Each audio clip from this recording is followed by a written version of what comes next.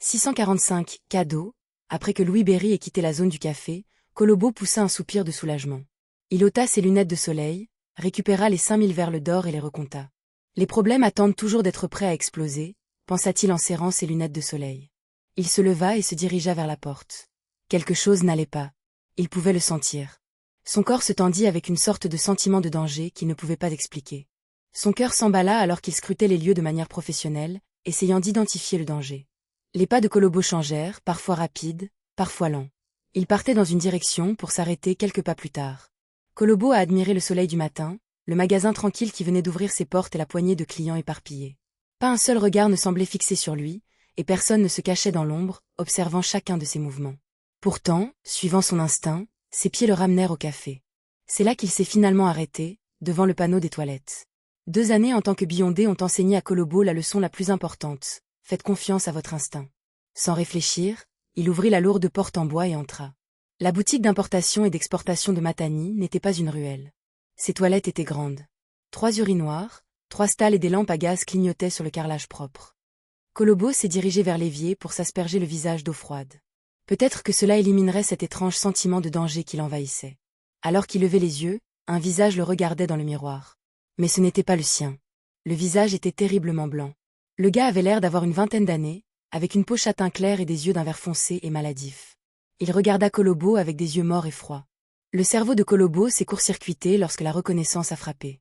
Twanaku Tupi N, le seul Beyondé du chemin des prisonniers de leur équipe de patrouille. Le gars était devenu un zombie séquence 6 l'année dernière. Il a également été le premier gars à donner la chair de poule à Kolobo.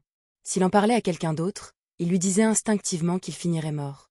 Lorsque Lumian a demandé à Kolobo de parler du Beyondé du chemin des prisonniers dans son équipe, quelque chose n'allait pas. Il avait presque renoncé à toute l'affaire.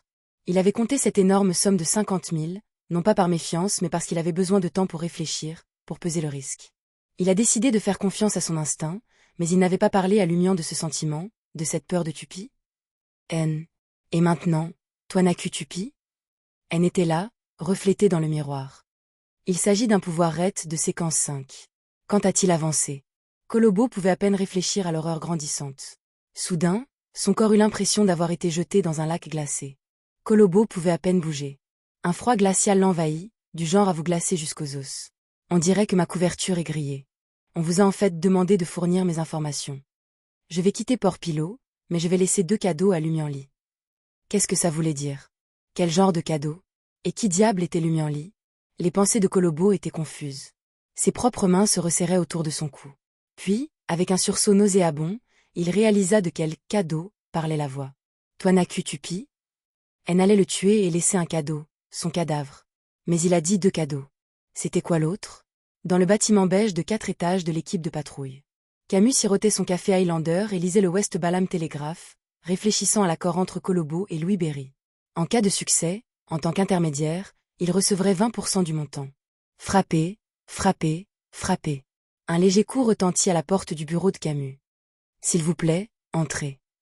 Bien qu'il ne soit pas particulièrement jeune, Camus possédait une vaste expérience, dirigeant l'une des équipes opérationnelles de l'équipe de patrouille. S'il y avait un poste vacant pour le poste de vice-capitaine, son seul concurrent serait Twanaku Tupi? N de la voix des prisonniers. Le continent sud était un endroit chaotique, en particulier dans une zone déchirée entre plusieurs factions. Qu'il s'agisse de la sanguinaire Rose School of Thought, du sinistre Numinu Episcopat, d'aventuriers ambitieux, d'espions de divers pays ou de missionnaires, le danger se cachait à chaque coin de rue. Certains prendraient l'initiative d'assassiner les membres de l'équipe de patrouille, tandis que d'autres se rebelleraient et s'enfuiraient. Une planification méticuleuse n'était pas rare, et même les membres de l'équipe de patrouille se retrouvaient comme des cibles. Par conséquent, l'équipe de patrouille faisait face à des pertes chaque année, ce qui entraînait un besoin constant de nouvelles recrues. Faire face à davantage d'attaques avait ses avantages. Les confrontations victorieuses rapportaient souvent des objets de valeur et des ingrédients liés au Beyondé. De nombreuses formules et potions d'avancement de l'équipe de patrouille ont été acquises dans de telles situations, créant une tendance remarquable. Comparé aux villes de taille similaire sur le continent nord, Port Pilot comptait un nombre encore plus grand de Beyondés officiels, en particulier des Beyondés de mi-séquence. Cependant, il leur manquait des niveaux de puissance plus élevés ou des artefacts scellés correspondants. Camus s'est retrouvé dans une situation financière difficile en raison de son avancement rapide dépassant celui de ses cousins. Arrivé dans l'état de Matani et à Port Pilot en tant qu'arbitre de séquence 9, il avait rapidement grimpé jusqu'au rang de justicier de séquence 7 en seulement 5 ans. Son objectif était de passer à la séquence 6 et de devenir juge, et il avait récemment rassemblé les fonds nécessaires pour acheter le matériel nécessaire. Si l'opportunité de devenir vice-capitaine se présentait, l'équipe de patrouille contribuerait certainement à son avancement. Les butins de guerre ne lui convenaient pas toujours. Parfois, il devait échanger avec ses coéquipiers ou les vendre à l'équipe de patrouille contre de l'argent. Il attendit patiemment que les formules de potions et les ingrédients beyondés correspondant à son parcours apparaissent. L'équipe de patrouille, étant relativement nouvelle, n'avait pas accumulé de réserves substantielles. Camus devait trouver un moyen d'acheter des objets mystiques pratiques, de se réapprovisionner régulièrement en charmes, potions et autres éléments essentiels pour rester prêt contre les assassinats et les conflits. Dans une telle situation, l'argent était naturellement rare. Le chaos était un chemin vers l'enfer mais aussi une échelle vers le sommet. Le pugiliste Saw est entré. Avec ses tresses brunes se balançant doucement, Saw, vêtu d'une chemise bleu ciel et d'un pantalon beige, s'est approché de Camus avec une main dans sa poche, souriant en lui demandant « As-tu vu Colombo ? J'ai besoin de discuter de quelque chose avec lui. » Il est allé au magasin d'importation et d'exportation pour acheter des grains de café. Saw a reconnu laconiquement « Alors j'attendrai qu'il revienne. » « Quoi de neuf ?» demanda Camus avec désinvolture. Saw fit 2 pas en avant et sourit. « Il y a une enquête dans laquelle nous aimerions l'impliquer. Peut-être qu'il pourra découvrir des indices que d'autres ne peuvent pas découvrir. »« Espèce de salaud, vous n'avez pas peur que Colombo soit blessé ?» répondit Camus avec amusement, en soulevant son café et en buvant une gorgée. À ce moment-là, Saw sortit sa main droite de la poche de son pantalon, tenant entre son pouce et son index une carte de poker scintillant d'une lueur métallique. La carte représentait un clown blanc grisâtre. D'un mouvement rapide, Saw lança la carte de poker à la tête de Camus. Dans les toilettes pour hommes de la boutique Matani Import et Export, Colombo a finalement aperçu son reflet dans le miroir. Sa peau était devenue d'un vert maladif et ses mains étaient serrées autour de son propre cou, la pression faisant craquer ses os. Toinaku Tupian le regarda de ses yeux bleus vifs. Colombo a essayé de crier, mais rien en est sorti. Il voulait courir, mais ses jambes ne bougeaient pas. C'était comme si son corps ne lui appartenait plus ou il le tuait. Hawk. Un son étranglé s'échappa finalement de la gorge de Colombo, trop faible pour que quiconque puisse l'entendre.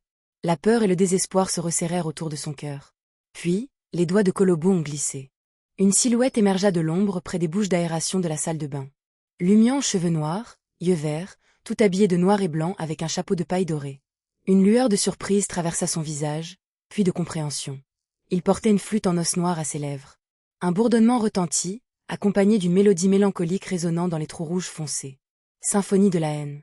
Pourquoi n'ai-je ressenti que de la méchanceté et du danger maintenant? Juste au moment où cette pensée traversait l'esprit de Toinaku, l'intention meurtrière de Toinaku a explosé, alimentée par la mélodie obsédante. Silencieusement, une silhouette se détacha du corps de Colombo. C'était Toinaku Tupian, sa peau marron clair devenue mortellement pâle. Des vaisseaux sanguins étaient bombés dans ses yeux jaunes, menaçant d'éclater. La symphonie de la haine déchira Colombo, déjà faible de peur. Son cœur s'est presque arrêté. Il s'est effondré au sol, à peine vivant. Lumian arrêta la mélodie. Tenant la flûte en os noir, il se glissa dans l'ombre et sous la bouche d'aération. Un instant plus tard, il réapparut derrière Toinaku Tupian, qui vibrait pratiquement d'une intention meurtrière. Lumian souleva la flûte, ses trous couleurs sang brillant de façon menaçante, et prit une inspiration. « Enfin, vous êtes là. »